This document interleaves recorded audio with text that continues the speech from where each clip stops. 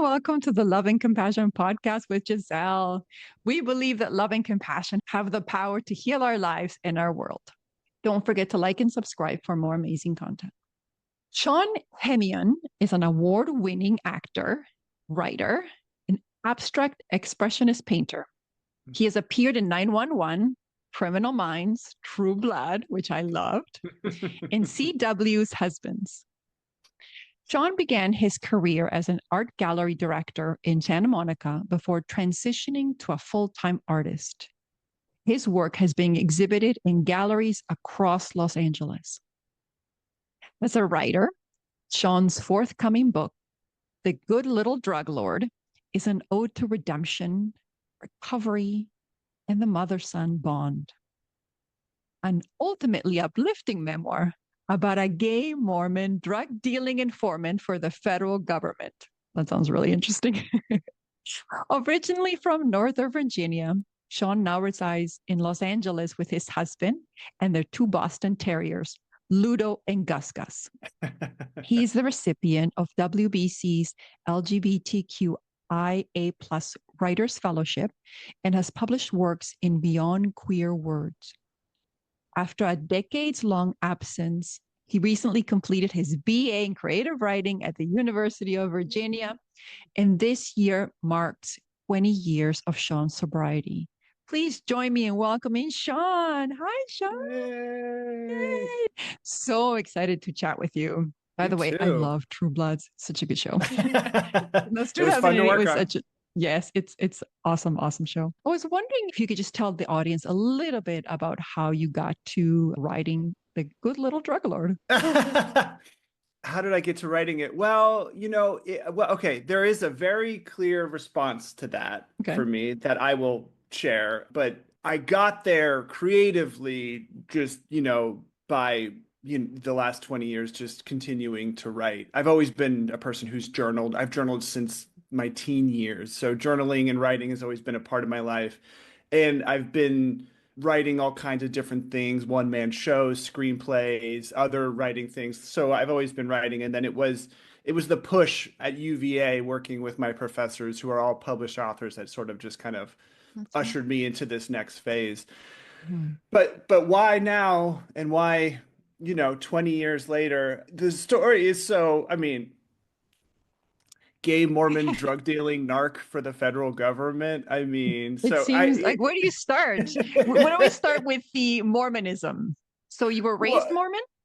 I was raised Mormon, not in Utah, though I'm from Northern Virginia. There are big Mormon wards, lots of, wonderful Mormons, and that's where I was raised. And I have 6 other siblings. I'm the middle child of 7. Wow. The thing that's slightly different about my family is my father never was, nor never will be. Well, he's passed on, but it was never Mormon. We were raised by him, but also by the other fathers of the church wards, doing like the Boy Scouts, all that kind of stuff. Still, I'm sure it's more acceptable now, but like having a non-Mormon father was low key, like shameful, like, oh, that poor Hemeon family, how, so we felt that, but it didn't matter. I was devoted to my mother. My mother was my person, and she very much made me her person. Little gay boys were emotional, and my father wasn't giving my mom much. The poor guy was exhausted trying to raise a family of 7, so you can imagine a big family. Yeah. I mean, and I got to tell you, 2 is kicking my butt. So exactly. Imagine 7. I can't even. And it's more than it truly takes a village. Like truly, like back in the day when we were tribes and villages, the whole village would raise a kid. Community, yeah. We've totally lost that. Yeah. Yeah, and so my mom just was lost in all of that, raising the kids and, dealing with her own depression and anxieties and that kind of stuff. And she leaned heavily onto the Mormon church, almost like in a codependent way, to the point where it was like the church was above her family. Like she just had no sort of structure, stability to really own it. So like everything was dependent upon that. So, everything was about saving our soul. Like forcing us to go to church. You don't understand. Like I'm saving your soul. So you can imagine They truly believed, right? They truly believed that that's what it was, that they were doing it. So it came from a good place. It's just the perspective is, different. And it's slightly not different because it still comes from the belief of the afterlife. Like we're living this life for the afterlife. And so like what we do now really depends upon what we do that gets us to the afterlife. I mean, my mother's never going to get her own planet because she's not male. Sorry, that was a cheap one. That was hilarious, though. I'm sorry. Apologies to everyone, and it was funny. If there's Mormons listening, I'm not like resentful anymore. But I mean, just more power to you. If that's true, then you know what? I got it so wrong. Yeah, what I have a hard time reconciling, I think, when it comes to religion in particular, is the sometimes conflicting perspectives of, well, we're living for the afterlife, we're saving your soul, we care. And at the same time, there's certain people that are excluded, right? Like people from the gay community, they're not included. Like the whole thing that I can't ever reconcile with myself is like how the teachings, because all of these are basically based on the Bible. I could be totally wrong. I'm a spiritual, not religious. But the fundamental beliefs about love being the true essence, right? Like God loves his children, Jesus loved his siblings, but that sometimes religions deviate so much that there are certain groups of people that are unacceptable. Is that what led to your exit from the church? Essentially, yes. I mean, most religions are based upon a man's interpretation of these ancient texts.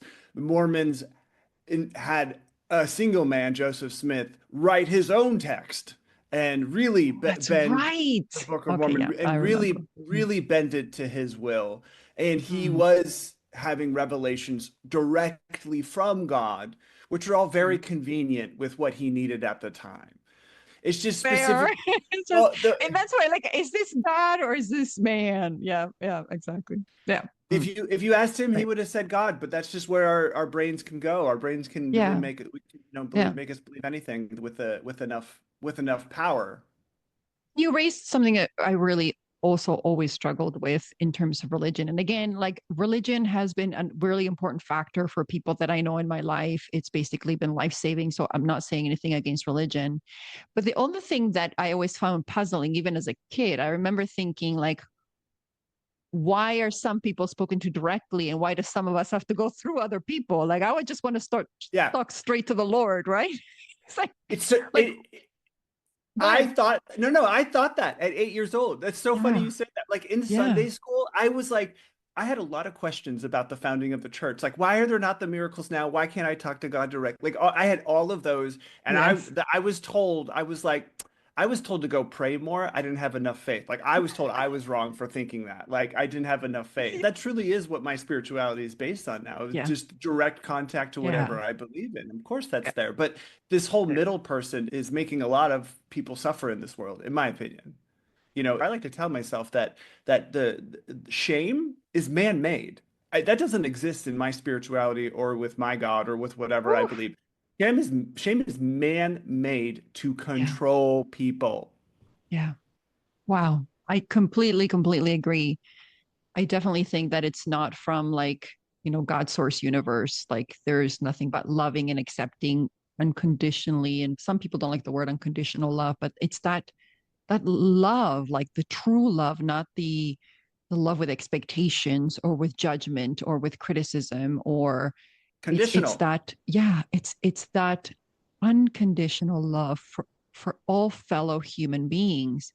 And that's where like religion lost me. That's where in its absence of accepting certain people, because to me, I couldn't reconcile the loving God who loves everyone and it's made man in its image, which means all of these different variety of people, it's made in God's image, and that some people are not acceptable. It didn't compute in my little brain. And I really struggle with that, which is why I'm not a religious person. I can understand people's need for support in what you were talking about, community. Religion and churches give people community. And that I feel we have lost so much, which is I think why people are so strongly they move forward towards religion and religion as an institution, because I think we've lost that. But at the same time, I really struggled with, like, there's this there's this meme that was shared on Facebook, and it's my absolute favorite. And it's a picture of Jesus talking to the 12 apostles, and there's Jesus saying, okay, love everybody. And then some of the apostles go, even those people over there. And then Jesus goes, I'm going to start again. Tell me where I've lost you. Because that's basically his messaging, is like, love everybody, not just some people, like love everyone. Everybody is worthy of love. It's a much better experience for me now, coming from living with a worldview based upon fear, and there was demons and devil everywhere. There was a lot of fear. But living now from a worldview of, well, we were created for love, to love, by love. Mm-hmm. I really love the teachings of this man named Meher Baba who lived in the last century. Actually, most people would know him because of "Don't worry, be happy." It's a very famous phrase, and Meher Baba was like, "Listen, everything that's needed to be said has been said, so I'm not going to speak for 42 years and just be an example. And don't worry, be happy, do your best, and leave the rest to God or the universe or whatever you believe." And I'm like, Oh, that I will subscribe to that. I will subscribe yeah. to the universe being created for love and to love. I mean, I can do that.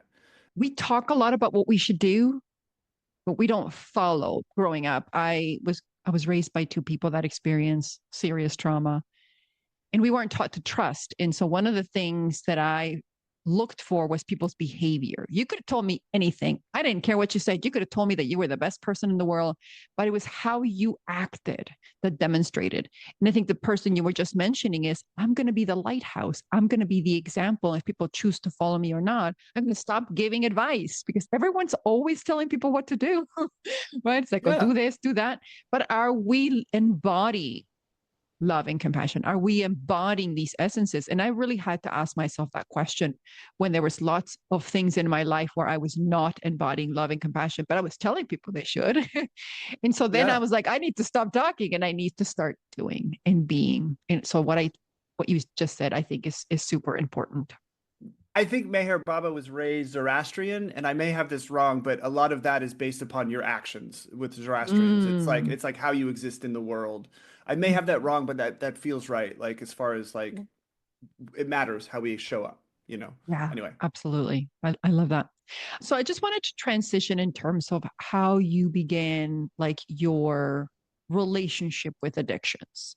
Was Yeah. it so what was a pivoting point, and why do you think that you kind of leaned into addictions? I will let you know Sean's idea in theory of the addiction cycle, which is very simply this. I already shared about my thoughts about shame. And in my world, and this is speaking from 20 years of being in recovery, this is speaking from bouncing through a few different 12-step programs because, I want to make a t-shirt that says there's a program for that because, there's a money program, there's like a food program, there's a sex program, a relationship program. Yeah.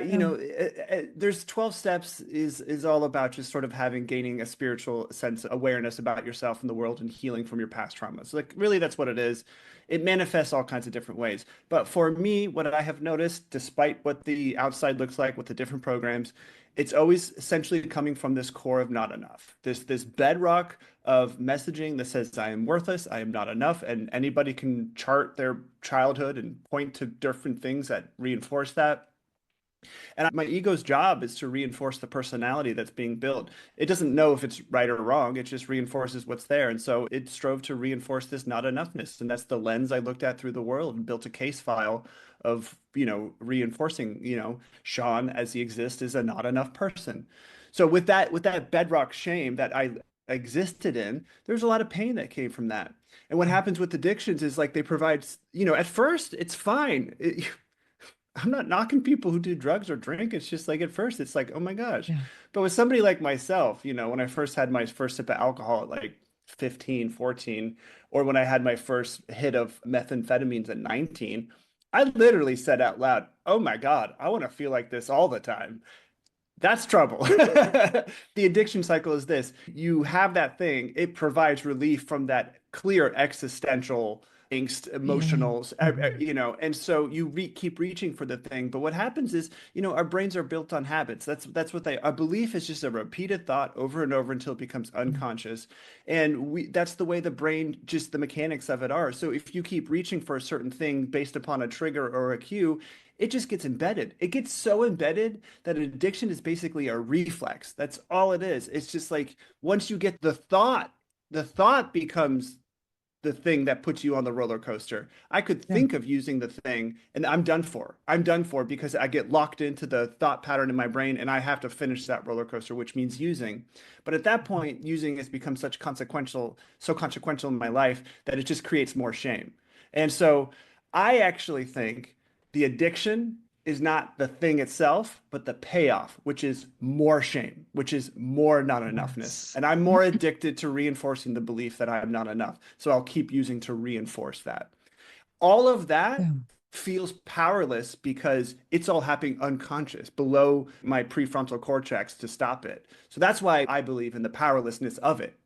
Yes, I don't have control over this thing. So I need to avoid triggers that make me think of it, or places, people, places, things, that kind of stuff. So that's Sean's theory of addiction. Take it or leave it, but it's generally accurate, I think, in what I've Mhm. experienced. So when I'm 13, my hormones are kicking in. I already have messaging that homosexuality is going to send me to hell and definitely not have my mother love me, which is even worse. Yeah. When I start noticing I have a different feeling about my male classmates, I automatically go to a place of, oh, wow, I did something so bad to this Mormon God that he cursed me with the disease of gayness. Mhm. I am worse than a piece of crap. I don't know if I'm supposed to cuss, but I am worse Yeah. than that. I did something so bad that I have been given this thing, this punishment. And that's what I thought. And I immediately wanted to die at 13. I was just like, what's the point, So when I first had my first weed, well, weed made me paranoid, but I still did a lot of it. As weed But can do. Yeah. yeah, and so in my family, unfortunately, fortunately, it's kind of cute, but not really cute. But like the eldest brother got that brother drunk for the first time. That brother got that brother drunk for the first time. That brother got me drunk for the first time. Mm. Cute and like, oh yeah, brothers are bonding. It's like, sure. But like at the same time, it's like addiction ran in our family. So it was our way of bonding the best we could. It's totally Mhm. fine. I'm not really knocking Yeah. it. But Yeah. when Of I had course. when I had that first those first couple beers and realizing how good I felt, like how there was another option of how to feel in the world, I was Yeah. like, this, I want more of this, and I want this all the time. And that same day, going home and being pretty inebriated for a 14, 15-year-old in front of my mother, and she not even giving a clue because she's just so much in denial or naive or Yeah. with the Mormon stuff. The fact that I got away with it really solidified, like, cool, this is what I'm doing. So by the time I graduated from high school, I was already blacking out. My drinking was kept to the weekends, but it started creeping into the week. At 18, and so I was already experimenting with other drugs because, tolerance builds for everything. And so, Yeah. uh, It's your body's way uh, of reaching homeostasis, right? yeah, So you yeah. so you need more and more and more and more to get to that same level. The alcohol relieved me. It didn't save me. What actually saved me was finding out that my new best friend from eighth grade, ninth grade, this other guy, felt like I did. And we fell madly in love in ninth grade and we hid our Mm. relationship all Oh. 4 years of high school. Part of that is super romantic, like Romeo and Romeo. Yeah, no, yeah. But the other half of that is super tragic because I'm trying to be football captain, I'm a total cliche, homecoming court, dating the girls. Like we'd have to go on double dates, watch each other, like, hook up with the girl. Like it was tragic. And so by the time I'm also 18, that thing is started. We didn't have the emotional intelligence. We didn't know, but he even lived at my home junior year in high school because his home situation was so terrible that my mother asked him to stay. So my like madly in love with boyfriend lived with me. It saved my life because I was like, how could something so wrong feel this right? Like Yeah. love. We had love. We did not have the vessel to hold this love. It was Hmm. a mess, but we had this love and it saved me. And so when that tragically ended at 19, mostly because we did not have the tools at all. Yeah. I mean, we're Yeah. teenagers. I was already messing up and terrible. He needed to break up with me, but I blamed him because he left me for another. I started coming out my freshman year in college, and he came down, visited me, met one of my new friends, and they went off together. And I was like, the world hates me. And so 19 is when I went off the deep end and really, since he was my world, since he became my Yeah. God at 14, Mm-hmm. with him gone, I had nothing. I had nothing, nothing, nothing. So that was when I attempted my suicide. But really, I will say it was different. Somebody who really wants to do suicide, they do the goodbyes, they really plan it, they really like they know they're doing it 2 weeks from now. Mine was all improvised the night of. It was one of those, I'm cutting my wrist, stabbing, mirror shards in my wrist. I'm gonna bleed out. If I do, that's great. If I don't, whatever. That's kind of like it was more of this cry for help. My mother found me, Yeah, of and course. this was my coming out to her. This was my, the next day I saw a therapist, and she encouraged me to tell my mother, and I did. And my mother was not prepared with her naive, ignorant. I don't want to say she's stupid, ignorant, but like just ignorant, just not having all the full information. So of course, the very first thing she asked me was, "Do you have Right. AIDS?" And I'm like, "Girl, I don't have AIDS." Like, or oh Yeah. my God. And then No. she starts crying, making it about herself because Mm. she was like, "I'm not gonna have grandchildren." And it was like, because this is mid 90s. No, this is Oh, yeah, yeah, yeah. Yeah. oh no, this is But isn't it 2000. funny how like parents just do that? Like the only thing I kept thinking was like, what world do we live in where we make people feel like they're not enough, like that it just breaks my heart so much that certain love's unacceptable. It's love. It's love is love is love is love. Like, I don't care who my kids marry. I'm like, marry an alien, marry like it's you don't fall in love with gender, you fall in love with beings. The whole essence of the person. They love a being. They it's how could love be wrong? And it just breaks my heart so much that every single day there's these beliefs out of sheer fear. And to be honest, I don't really know what they're really afraid of. Like, what's the real fear Oh, I behind LG? will. Like, Yeah, what is it? Like, maybe I as have two thoughts on that. oh, okay, go I, tell me. Go. I have well, I have two thoughts, and they're both related. So my mother with the religious side, and then my eldest brother was a perfect Mormon, went on his mission, went to BYU, married in the church, but he's left the church since then. But like he was the shining example for my mother. My two other brothers were like my dad. They left the church, and they were like, that's a crock of shit. Like golden plates, my butt. Like, they were making fun of it. They were doing all those things. Now, Fair enough. but my sexuality was a threat to both, and here's why.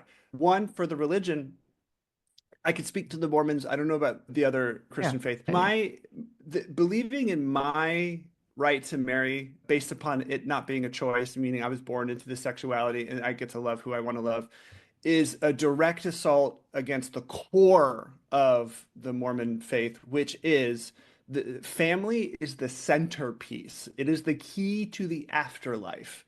You get tied to your family for eternity. Everything is based upon the male female unit. So if they were to fully accept, they allow gay people in the church, but you can't act in the lifestyle, which is what my mother said to me. She's like, well, we know we love you and accept you, but just not the lifestyle, which is Christian code for sex with other men.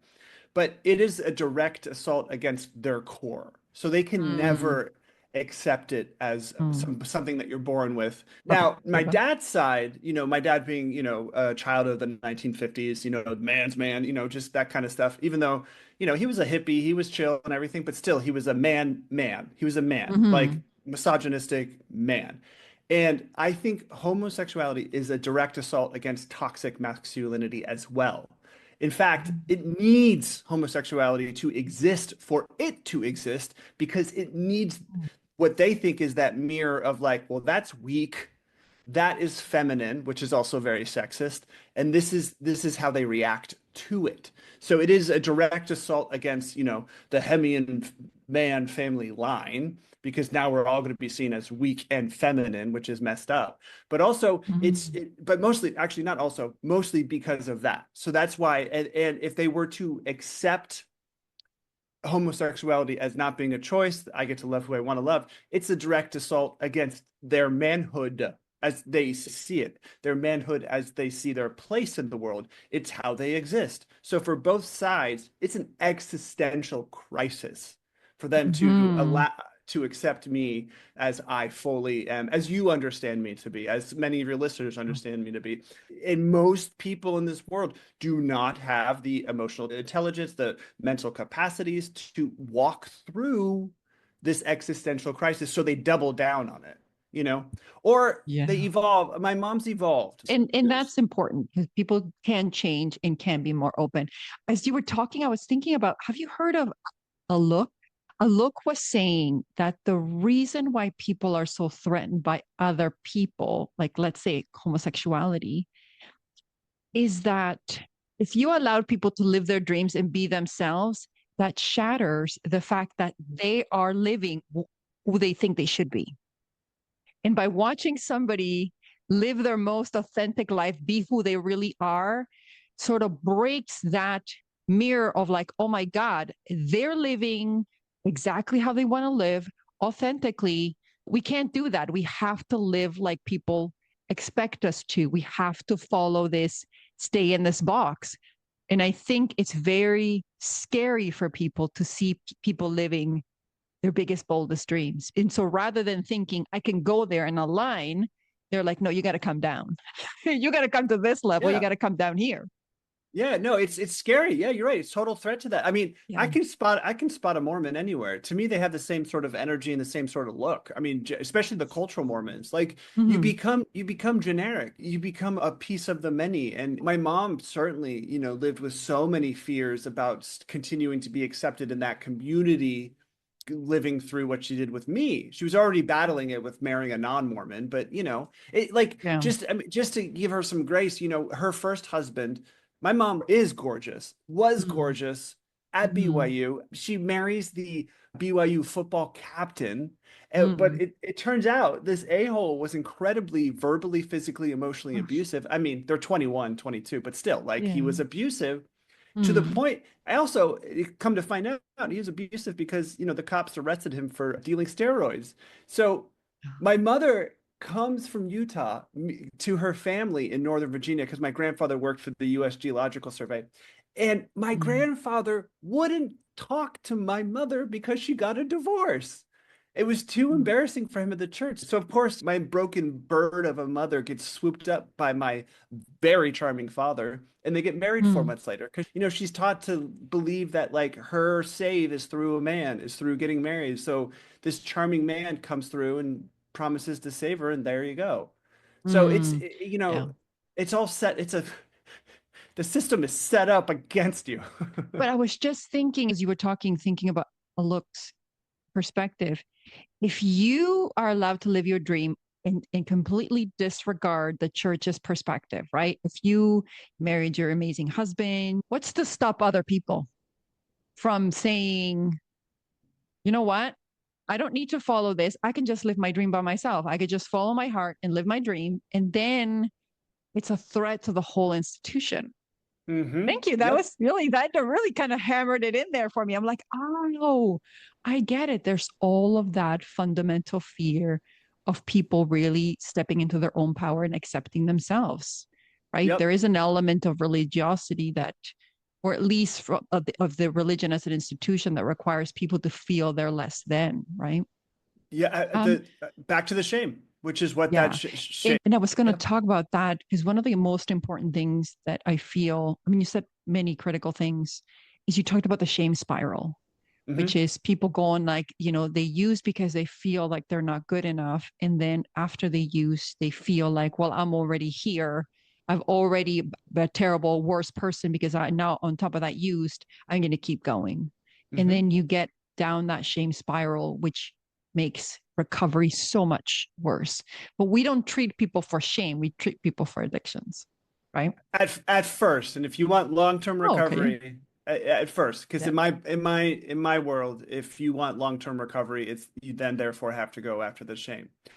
But Beautiful. what happens if you have a keen awareness of this, as I kind of did, meaning like I recognize that I just didn't feel enough. And what happened to me after I came out to my mother, and why, you know, I started this whole thing with like gay Mormon drug dealing narc for the federal government. What essentially happened to me was I took that mantle as like, I'm just F you all. I am not enough. Like I embodied the shame. I embodied this powerful rebel energy. When I say powerful, it just made me feel powerful because it was a major F you to the Mormon God, to my mother, to the world. I had so much rage because there was just so many things that happened in my life up to that point that just seemed so effing unfair, that just seemed so wrong. And I was like low key unconscious, being like, okay, you want me to hurt? I'm going to make you hurt. Watch this. And that's when I found crystal meth. And that's when I was like, I'm 22, I'm 21, I'm invincible. I can stop when I want to. None of the consequences will happen to me. That's how I Mm. started. Mm. And I started that with also like, I want to feel like this all the time. Very dangerous words, very, very dangerous words. And I went hard. I went hard. And every single consequence happened to me times 10. I got lucky. I got incredibly, profoundly lucky to the point I think it had to happen that way so I can sit here and talk to you about it. That's the only way of explaining it. Yeah. Oh, wow. So, in terms of the shifting from being a drug taker to a drug dealer, how would that shift? Were you using at the same time when you were a drug dealer as well? Oh, of course. So I went to theater school in Richmond, Virginia, because it was like when it came time to decide what to do with college, I loved my theater classes. I didn't think of it as a profession. I loved my theater classes in high school, but I was so forced into playing sports and living up to this ideal that my brothers gave me and trying to be straight. And I would even play, I would do like half of the beginning of like whatever play we were doing and then run down to the lacrosse field at the same. It was fun. The Wow. director really respected me. I think he knew the director was a mentor of mine. He definitely knew and could see lots in me that I couldn't see and stuff. But when it came time for college, I was like, oh, I can still do this theater thing. It's kind of fun. But I never took it fully serious as I obviously do now. But so Hmm. I I went to school at VCU in Richmond, Virginia, 90 miles south of DC.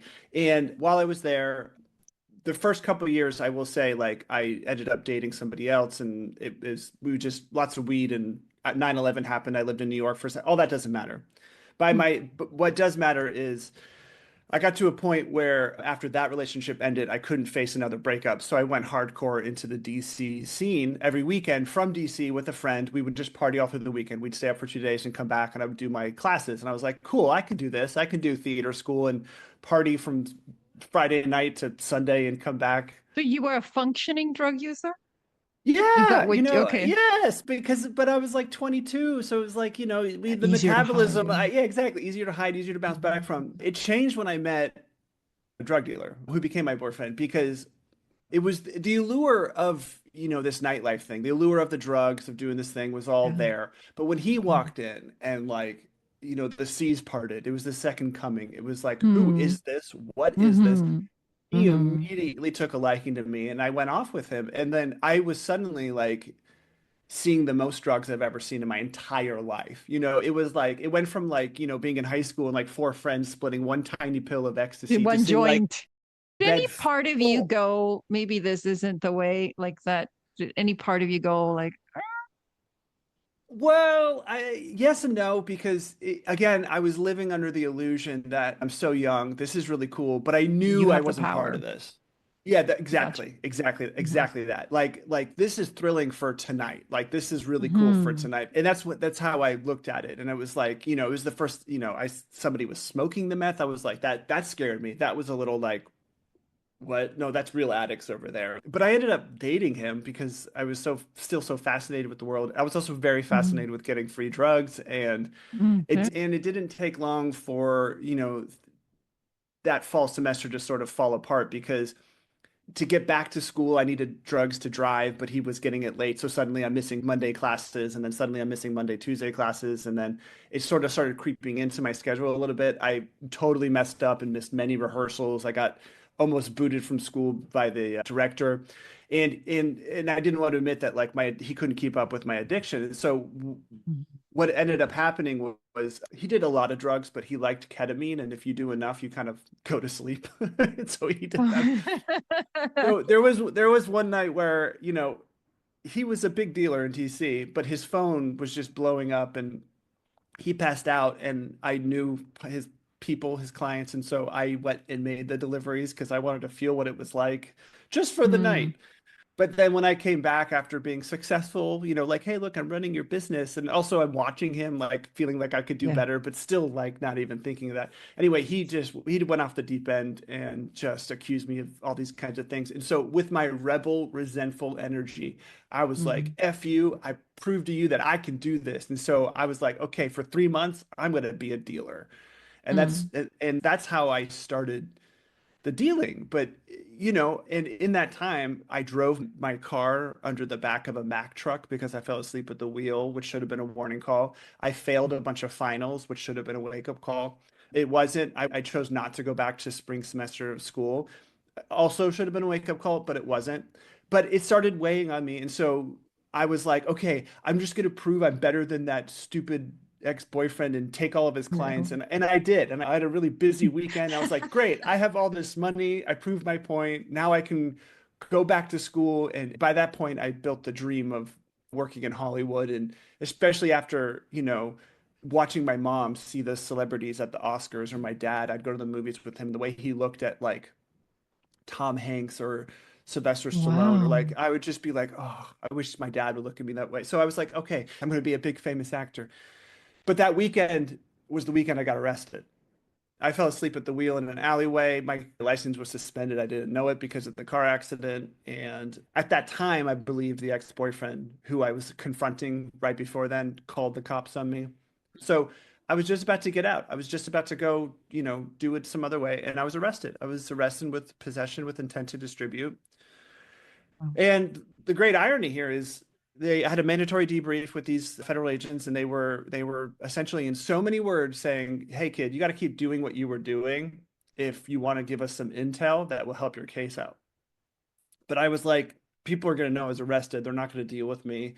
And they essentially said, figure it out. And I was like, I have to deal more than that. Suddenly I'm being faced with having to find a way to deal bigger amounts of drugs in order to get connections to suppliers bigger than my ex-boyfriend in order to give them actual intel that will get my case. My Thrown out court-appointed jail. lawyer, he was saying it would be like 3 years in jail. I was like, 3 years is a long time. But the agents were Yeah. like, hey, we could do 10 plus years. We can find ways to make this happen. I'm just like, what is happening here? I also saw enough movies. I was like, I'm not a narc. I'm not going to narc. I'm not going to do all these things. Just get stitches.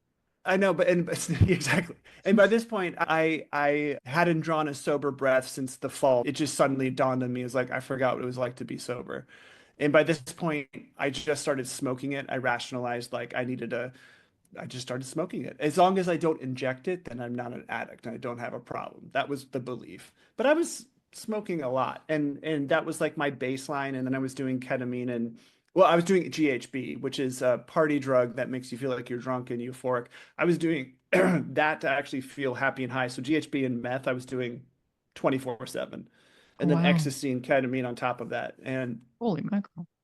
well, I mean, I'm now dealing with the anxiety and stress of potentially being an Being a drug informant and like dealer. Yeah. Mm. I've never successfully described or portrayed the profound sense of loneliness that I felt because I already felt lonely as a teenager, hiding, being in the closet, hiding who I really am. But with the drug addicts, it was like I was now part of the outcasts. So I already felt lonely there. But Mm. now, being this potential informant, I couldn't even tell the outcast. So I suddenly felt like this outcast of the outcast Alone. of the outcast. Like, Hmm. I flaunted it in front of my family. They all knew, and they were telling me to inform. They knew everything because I was like, "Look at me now, look at me make all this money," and my brothers would make fun of me. They were like, Mm. "Is there like a gay mafia? Do you all have like matching pink guns?" And I'm like, trying to take this serious. Yeah. So I started traveling other cities to bring drugs back to get connections to suppliers near DC that would help. And I met somebody in Atlanta, and the city, DC, became dry, which means there was no drugs. And so eventually everybody started buying from me. I'm on top of the world. This is amazing. The agents want intel, but I'm enjoying being like legendary status dealer in DC. I'm Yeah. enjoying this Big power money. and big money, big. Oh, I'm a celebrity. I And have as a talk about power, like yeah. power. And as I a have person who has felt powerless in the past, that must have felt I was to be I was really good. primed and ready for crystal meth. Crystal meth, man, that makes you feel like you're Superman, the president, and a porn star. all in one. And it's tragic because if you're as repressed as I was, it allowed me to like the thing I loved truly, if you asked me deep down, like, what did you really love about being out there? If there was anything you loved, well, there's two things I loved. One was finding connection in the lowest of places because it had such profound meaning for those people closest to me. We were all just hurting and we recognized that. Yeah. But the other main thing was, my goodness, I could dance for hours. I just pushed everything away and I would go dance for 6, 8 hours. And the liberation of that was Mm. so excising what society thought of me, my family. I was definitely on drugs doing it, but there was also some part of it that no drug could touch. And so that's what, Mm. but Mhm. at this point in the story, even that like was pulling away from me because I'm so bonkers. But you asked me originally why the book now.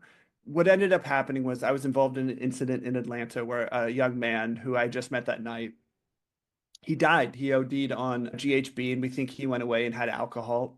I provided the drugs, but he had done many drugs before me, and I was with a supplier, his friend.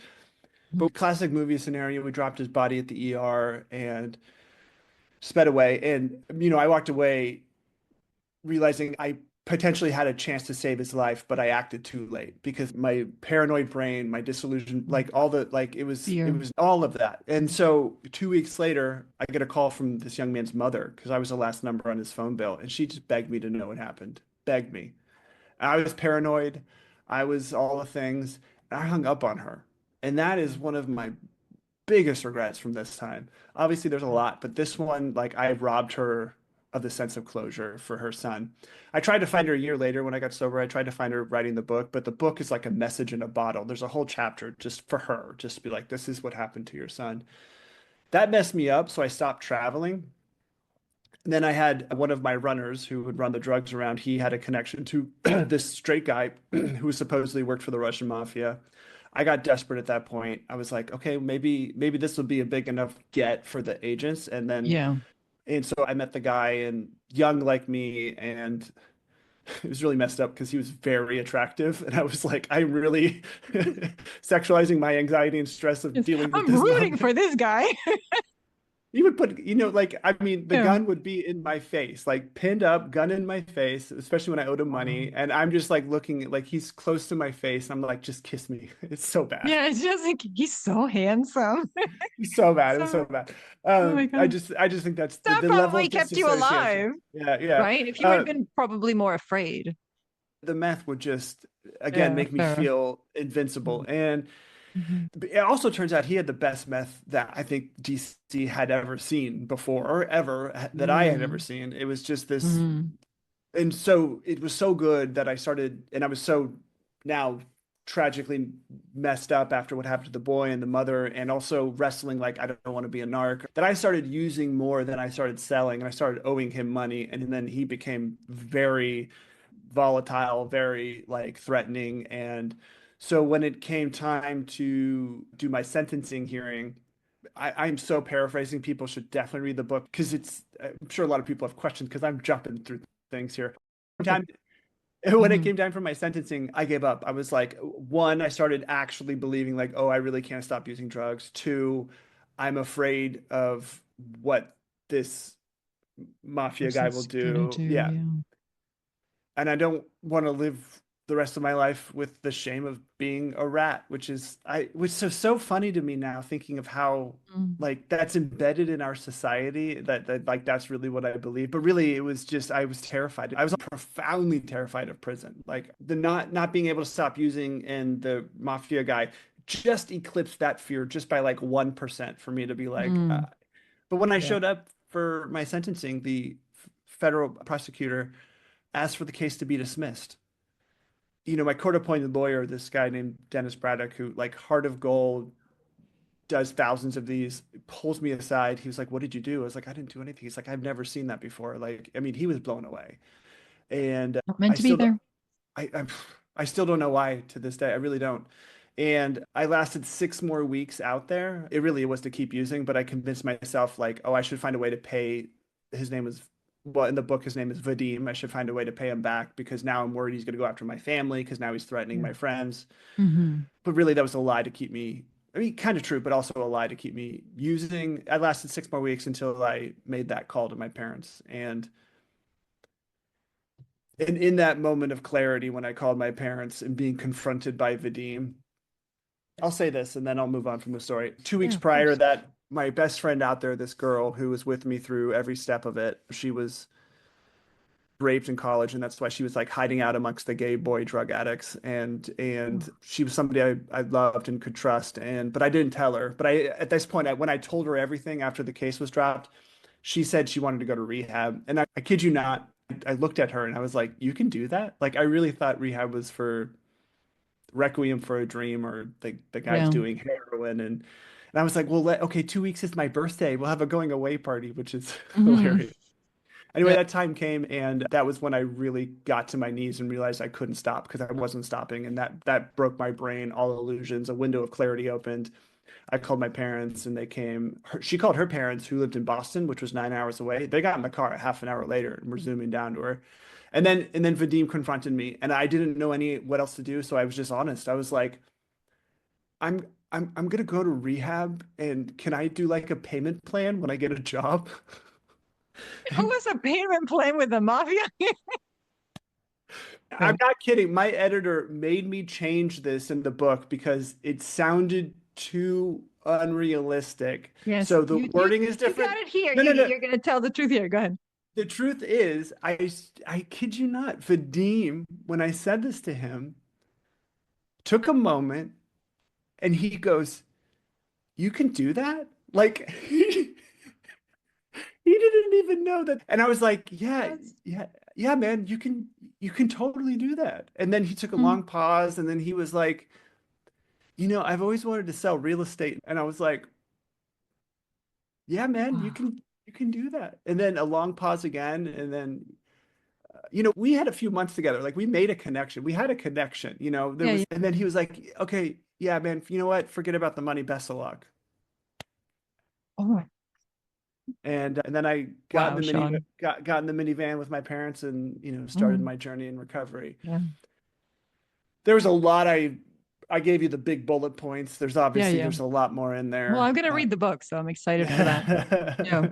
Well, I go backwards in time because this is relevant to our previous conversations because the experience of, okay, being confronted with my actions, of most of my actions were my bad choices that were consequential to me.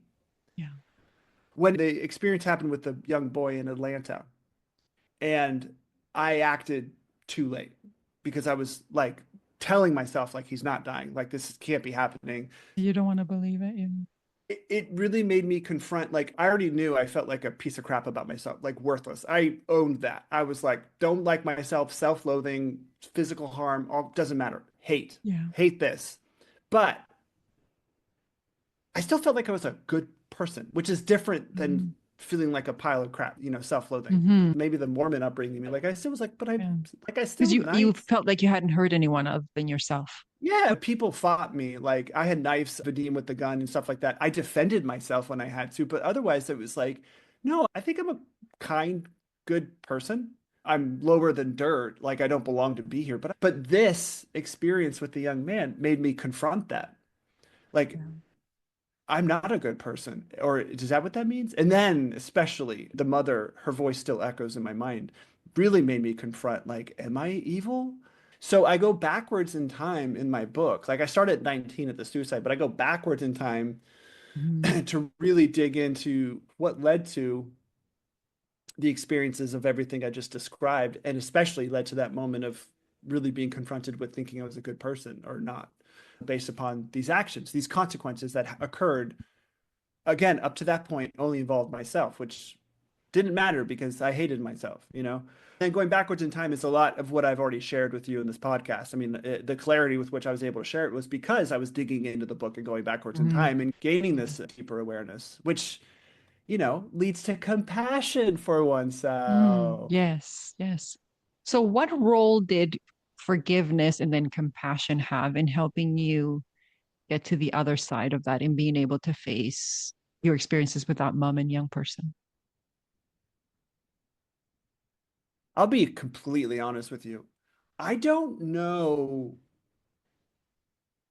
on a deeper deeper level, if I've fully forgiven myself. I think forgiveness is active. I don't think I say, I forgive you. And then it's like, Mm-hmm. Yeah. no, because I'm still dealing with the same mode of thinking that led to the actions.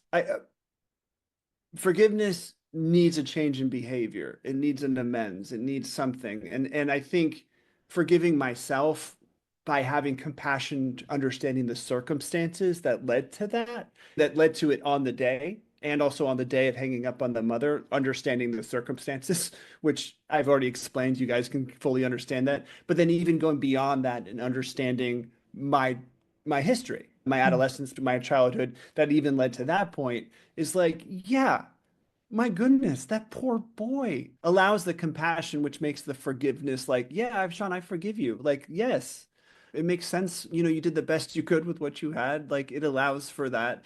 And, and forgiveness being active, it's just the constant reminder of that. I think I'm like 80% there because there's sometimes, especially in writing the book, and I think that's also why now with the book, personally, because I have the capacities to really walk through this. But there's been certain, even doing some of these podcasts, there's been certain triggers that have brought up deeper parts. I don't want to say new triggers, but triggers that have brought up a shade of that story that, like, ooh, whoa, I haven't felt like that kind of icky shame there, in a really long time, which doesn't mean I necessarily may feel shame currently. I just think it's kind of energetically in the body and coming up. And so giving space for that to continue to come up and also facing it. Like, the first couple times I did podcasts like back in January and sharing the story about the young man, like, the vulnerability hangover was like, you said too much, you're embarrassing, like, it was a lot. So I feel like I'm absolutely getting it there with the more I'm talking about it, the more I'm bringing it into the light, the more head nods I get, like, like, you're okay, you're okay. Yeah. I just want to stress how powerful that is because I think forgiveness, especially self-forgiveness, it's a multi-layered thing. It's an ongoing journey and it's the same with compassion. And I think that's where it's helpful to know that it's a process. The other key part that I think is so fundamental, which is why I so much wanted to talk to you, is that from my perspective, only thing that get us to really, really understand how our behavior impacts someone else is if we're able to sit with that discomfort. And we can only do that if we can be loving and compassionate and forgiving with ourselves. Because shame has a very innocuous way of trying to not get us to see, to convince us of things, to try to avoid things. And so people think that it's like, oh, you're going to condone or you're going to let yourself off the hook. There is nothing more difficult to do than to be compassionate and forgiving to yourself when you don't feel you deserve it. And so, what helped you get to that point where you were able to confront this is being able to sit with it with some level of kindness. Criticism doesn't get you there. Criticism only gets you down the shame spiral further. And so, this is why this story is so important and so powerful. I feel in helping us come together as in this world. You can't address racism if you don't experience the shame of being racist. You can't address homophobia unless you've addressed the shame of being homophobic. And you can do that more willingly by sitting with a compassionate curiosity, which I think you've been able to some extent to do. But I think it's extremely powerful to understand that this is an ongoing journey. And I do hope that that woman's able to read the book and understand, and maybe at some point come together with you in reconciliation and in conversation. And you'll have different feelings in those moments. And so I think this is why your work is so important. So I commend you for your courage in being able to face that because it's very difficult, especially since it's somebody's child, right? I commend you for sharing that story. Thank you. I appreciate hearing that because it is really confronting the shame because without the perspective that you just shared, it just compounds, it can compound the shame. So maybe my first 10 years of sharing my story, I got a lot of validation out of it, but I may not have shared about the young man and the woman's phone call publicly because in those first few times I might have, it made me feel more ashamed, which just makes things a lot worse. You know, hurt people hurt people. I was very selfish, but rightly so, because I was dealing with a lot of wounds and trauma, so it made me very protective. Totally fine. Makes complete sense. Healing the traumas allows me to, you know, not be as selfish. We get on people so hard for being so selfish and egocentric. It's like they're probably really hurting, like Yeah. really, really, really hurting. And so it starts with having that compassion for ourselves. I also think, in my experience, if I am feeling shame about something, I'm actually not healing. I'm not growing. I'm stuck in that shame cycle. And so for me, it has been this commitment, this hardcore commitment to radical acceptance, Mm. radical self-acceptance. There's a line, I'm not here preaching the Yeah, 12-step yeah. ways, but there is a line in what we call the Big Blue Mhm. Book. Acceptance is the answer to all my problems today. And Mm. acceptance is the antidote to shame. And resentment is the block from even getting to the shame. It's a fortress made of resentment, protecting the shame. We got to own our part in the situation, which kills resentment. Owning our part kills the resentment. Acceptance heals the shame. And then we grow. And then we grow. And then the love just comes when it's supposed to. I did not force myself to love myself. I did not force my heart to wake up. It Mm. just happened when it was supposed to. I did not know this then, but in the last couple of years, it has come to my attention, and it is now a belief of mine that what I learn, when I learn, how I learn is not up to me. I really believe that. I read every gosh darn self-help book you probably possibly could, filled up my mind with all like the self-help things, but like when it actually clicked over, that happened when it was supposed to and how it was supposed to, you know. So that leaves me off the hook of having to try to control even my recovery because I was trying to control my life before. It leaves me off the hook, and all I have to do is focus on today with you right now and finding a way to be okay with what's happening right now in this podcast. Like that's it. I'm going to Mhm. hang up with this and I'm going to go about my day and find a way to be okay with what's happening in my life. That's acceptance. I love that. So I have this kind of theory as to like you were talking about when you put all this efforting in, right? So I believe that everything that you did to support yourself was like planting a seed. Like when you plant seeds, you just put them in the ground, you keep watering it, you give it sunshine, but you don't know on what day approximately you do, but some are going to germinate, some are not. And it's the same thing with the habits, going back to what you had said earlier, the habits that feed our soul, right? Like the habits of that compassionate curiosity, the habits of being willing to forgive ourselves, the habit of trying to understand the impact of our own behavior and how we got there. I think all those are those seeds that you're planting that germinate on whatever nth day, so that you have no control over. But all of the stuff you did beforehand that you were investing was an investment in yourself, right? And so I do Mhm. feel like all of that helped you in your journey. And so, because I hear a lot with people that I've worked with and people that I've communicated and supported, is that they're like, well, I'm doing all of these things, but when you're beginning to love yourself in this journey, you don't feel like anything is changing. You're like, why am I even bothering? But something happens on that nth date. Like you wake up and you feel a little bit different, or you feel a little bit more worthy. And so, yeah, so I feel it's an investment that you're planting seeds in those moments that, germinate when you think they will, but you're investing in that anyways. I'll one up your metaphor because Nice.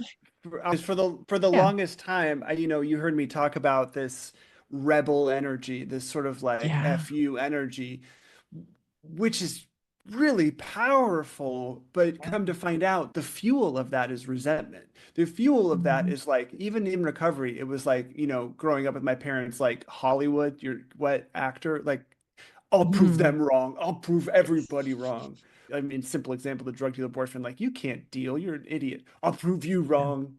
Yeah. Rah, For spite. Yeah. Yeah, that energy, prove them all wrong, fueled by resentment, is the same energy I think a lot of people use to climb the mountain, the mountain that they're on. Like, I'm gonna climb up this mountain and I'm gonna be on top and prove you all wrong. And yes, it's lonely up there, but who cares? I'm going to make it. I'm going to make something of it. Mm-hmm. It is all resentment. I've gotten off the mountain. I've gone down to the valley and I'm like, I'm going to make my garden here. Y'all can come to me. That's how I've approached Hollywood now. And it has been so much Mm-hmm. more loving. It has been so much more like, I'm just going to tend to my garden and plant my seeds and let you all come Oh, to me. And I'm love going to sit that. and I'm going to meditate in the middle of my garden because I want to enjoy it more. So let's calm the voices down so I can look at, oh, how Mm. beautiful the pansies are, or whatever you want to call them. But, Yeah. since getting off the mountain, my life is far more peaceful. And this is actually really good. The mountain breeded the need to be the best or the greatest. That's the only place I could land in order to prove everybody wrong. When I went off the mountain down to the valley, it shifted to being my best, the greatest in my life. It wasn't about this otherness. It was about how can I be the best version of me in my life. And I needed peace and solitude for mindfulness for these things to really come up and emerge. And it's great. And I think our job is to be our best in everything that we do. Like I definitely strive to be my best in acting, absolutely, and in writing this book, Yeah. but not the best, not better than the other person. Mm-hmm. Yeah. Wow. I think your comment about authenticity is so important because so often, going back to what we had talked about earlier with the whole institution thing, we think we should be all of these things. We think we should desire all of these things, the house, the marriage, like cars and the vacations and all of those things. But we're not listening to our hearts in terms of like, what would be my dream life? Who do I want to be? What kind of person? Irrespective of other people. It may not be following what they want to do, but that's my dream and my joy. I was talking to an interior designer who like does work in mindfulness as well as interior design. She was talking about how everything is such a cookie cutter. Like everything just looks the same. People are all trying to be the same.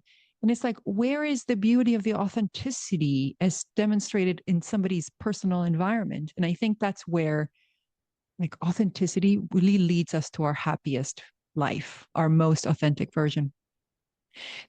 The other thing I was thinking about was, and I had this conversation with myself because I was a real achiever. I had a lot of that FU energy that you're talking about that I'll show you. I definitely did that. And I also had this whole because I didn't feel I was good enough. I never felt good enough for many different reasons. And I always connected my worth with achievement. Had to achieve, like had to be the director, had to make this much money. Yep. I once had a conversation with myself and I asked myself, can I still love myself if I accomplish nothing? If I don't do anything in this world, I don't make an impact, I don't achieve the Oof. thing, I don't Oof. even, can I still love myself? Oof. Yeah.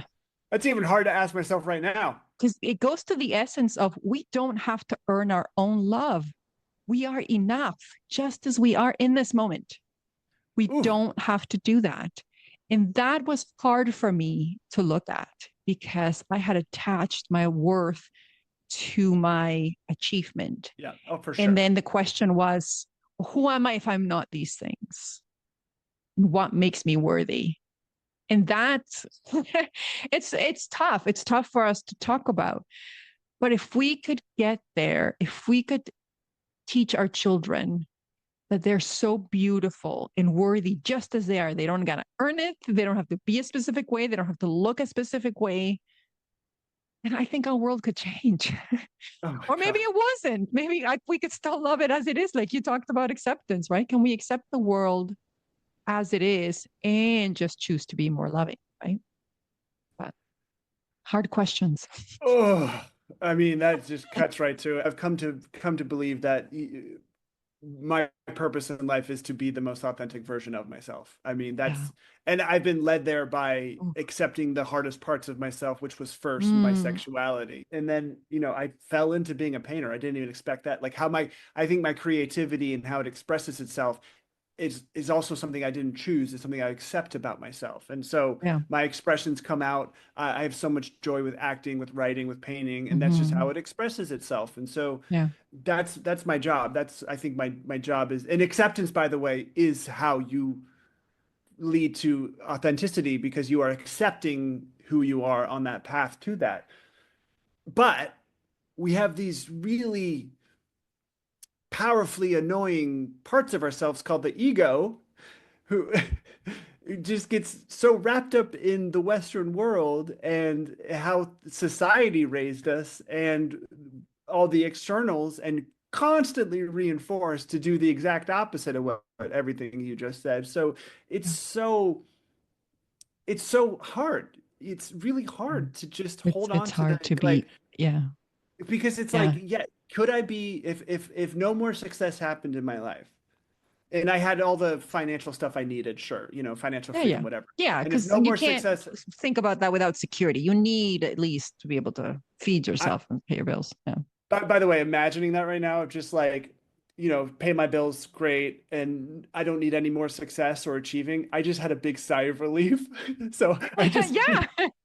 like Yeah. honestly, There's no pressure. Yeah. if a dream life for me, if I could just if I could just sit in my studio and paint and then every so often act and then write something, like I am living that. I truly am living that now. Mm-hmm. I think I would be so satisfied and be okay with that. I do know for myself the challenge of showing up and being opposite Angela Bassett or Mm-hmm. getting a book written and sold or like it is now the new thing that feeds me. It isn't Mm-hmm. like, look what I did. It's like, look what I did. Like I showed up Yeah. on set and I went toe to toe with Angela Bassett and then like, oh my Mm-hmm. goodness, and my painting is evolving. Like that feeds Yes. me in a very different way rather than look what I did, accept me, love me. So I am fed by that creative Mhm. challenge and that feels authentic to me. Yeah. But that's a I tough just, question. yeah, I just wanted to say, Sean, as you were talking, even before that, I have such a strong feeling that this book should be a movie Yeah. because there's so many parts that are so incredible, right? And I Yeah. think it should be like you got to put it back, like the thing that they made you take out. I think that has to go back into the movie Yeah. because I think that's so extraordinary. Because I think we're living in a world now where we're starting to realize, hey, people are more focusing on manifestation and all of these things happening, quantum jumping. I think there's much more receptivity to things happening out of the blue in terms of like, how is it that you got off Yeah. without, like, Yeah. right? How is it that this person just said, a big mafia boss, like, okay, well, you don't have to pay me. That's extraordinary. And I think it Yeah. would make a wicked movie. I think I I would think go see it for sure. I think I'm definitely thinking of that, definitely Yeah. brainstorming that. I'm almost at the point where one way of continuing telling this specific story in a different format would be like, what if it was like a TV series? Because that way we actually Mm-hmm. get to tell the full length of my story, Full story. but we get to spend time. There are some characters that true to life characters that just like you want to spend time with. And also because, when I was out there, this all relates to everything we're saying was obviously you and I can understand this from this perspective or outside of it. But when I was like in the story, it was a big deal that at one point I'm looking around at the people I'm with and the people I'm dealing with, all addicts, all tweakers, all crazy, whatever. But I realized at one point in talking to all of them, we all had tragic stories. We all had some one-upping of some terrible things that happened. Like that girl, like I told you, she was running Yeah. away from a terrible rape incident, so she was hiding out in the safety of the gay boys, gay drug addicts. But imagine like a television show where we're just we're ex we got my story, but we're expanding and following Mm-hmm. some of these And other folks. exploring. Yeah, and really settling into all these other characters. So it becomes, yes, a protagonist story, but more of an ensemble kind of piece, which I think is fascinating to give voice to this and also to give an understanding to the Washington, D.C. judicial system, especially at that time, which was very racist. I mean, when I was arrested and I was put in the holding cell with 50 other men, I was like one of three white guys. Wow. So there's a lot to say there outside of my story. Yeah. And how But many people actually got off the way that you did, or how many people who would face drug charges ended up with I 10 years will. in jail? Well, I was arrested like Sunday, and I was put in front of the judge on a Monday, and I was brought in. It was a whole experience, disorienting, tragic. And then I'm brought in, and I'm waiting to go next. And there's these two young black men who are before me with this old white guy, balding. He's laying into them for a dime bag of cocaine. And he's saying things like, you got to do better for your community. You got to be a better example for your community. And he set like the bail at like $1,000 or something like. Like he was leaning into these guys, and I'm sitting here like I'm going next. Possession with intent to distribute, You gotta be all like right. You got more thousands than of. a dime bag. Yeah. And so I'm expecting to be eviscerated, and I step up there, and this old man, this old judge, he looks at my file, he looks up at me, and he looks at my file, and he looks up, and he's like, "Son, are you in school?" And I'm like, "Yeah, I go to VCU in Richmond, Virginia." And the guy's eyes light up. At that time, I didn't know this. He goes, "Oh my goodness, how about those Rams?" Because the men's basketball team was now on their way to like the NCAA. It's never happened before. And so the guy's Hmm. like, "Oh my gosh, how about those Rams?" He starts talking basketball with me. I'm like, I didn't even know we had a team. I'm like, "Yeah, You're like, great." yeah. And then he goes, he I'm goes, gonna say whatever you want, Judge. yeah, no. And then he's like, "Well, okay, all right. Well, if you're in school, go back to school. I'm gonna ban you from Washington, D.C., which I was for a couple of months." Mm. And then he said, he let me off on my own recognizance, didn't set a bail or anything. So just the disparity between this college white boy stepping up there versus these two young black men who are probably about my same age. For like, I'll never forget that. Like, I'm just like, Yeah. never forget that. So I don't know how much white privilege, I don't know how much racism. These are things that I've only thought about in writing the book and Yeah. understanding from that time period. My case might have been dismissed because their case files were so massive and they just needed to get rid of something. Who knows? I don't, Yeah. again, Yeah. my court appointed lawyer was like, this does not happen. So Wow. Yeah. There was an element of divine intervention in terms of you needing to be somewhere else, right? Like, when I drove the car under the Mack truck, when I fell asleep at the wheel, hmm. I, in my sleep, said to push my foot on the brake. And so I was pushing the brake as I was waking up, as it was crunching under the thing. I walked away from that like there was some divine, even then, that blew my Yeah. mind. So Yeah. I have many elements like that. Yes, I'm one lucky SOB, but also it was a divine to be I here to think tell there's this divine story. guidance for sure. Like I've heard that divine guidance, right? And then it makes you kind of like, oh, talk to me now. They need the advice now. And it's like, it's not on command. It's not on command in terms of like, you gotta learn to tap in and listen to your higher wisdom. But Yeah, I don't know yet if this is a film or if this is a TV show. I'm still kind of working through that and seeing oh, what happens. The drug world is so different now because fentanyl wasn't around then, and that's like laced with everything, oh and my gosh, methamphetamine it's is now so 10 times stronger. It's scary. just yeah, it's just I know of it because being in recovery, people come in, but like I just don't have much experience with that. Thank goodness I Yeah, got out when I did. yeah, for sure. Yeah. Well, a couple of more questions, if you don't Yeah, mind. yeah. My next one is what's your definition of unconditional love? Well, conditional love is I will love you if you act like this, and this, which says more about me than you. Hmm.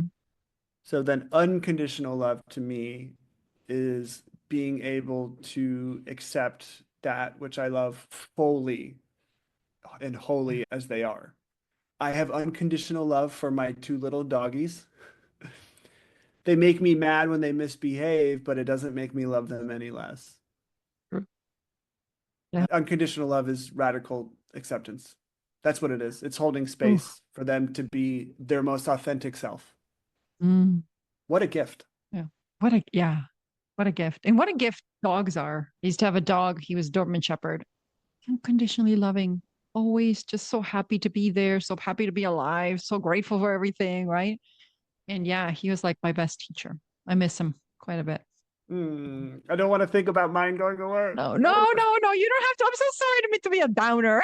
All of a I know sudden, they're 2 and 4. I still have them oh for yeah, another they 10 got years, plenty of but time. like Yeah. I know, but it's like I can't even Hmm. face it now. Yeah. Yeah. It is very overwhelming. And it was his time to go just because he was suffering from seizures and he had mobility Oh, issues. So he was very oh. old when he died. But yeah, like you keep those memories Mm, in your heart forever. So mm. last question is where can people find you? Where can they, like, where can they work with you? Can they buy their books? What do you want to share? Well, I want to put in okay, so if people are listening to this before I have the publication date, it's totally fine because you will add it when I give it to you when I do actually have that. Yeah. However, if you want to be in the know about everything, I try to put everything on Instagram. The book, the acting, the art, all of that there. So it's like one place. So that's at Sean Hemeon, which again we can put in the show notes. Also, my website has my writing, my acting, but mostly of my art, but it's also the place that I put everything. So, and that's seanhemeon.com. So those are the best places to find me, follow me, keep up with me, talk to me, let's chat. Hey, Yes. Oh, thank you so much, Sean, for this conversation. It was enlightening and definitely needed. Thank you for sharing your story. And hopefully there's going to be another visit in the future, maybe to update us on the story. And I'm definitely going to get the book. And I hope you do too. Yeah, well, I'll come back and when I have the actual publication date, because there's a whole arc with my mother that is perfect for. Oh, perfect. Oh, yeah. Perfect. Well, absolutely. I enjoy you so much. Yeah, for many different levels.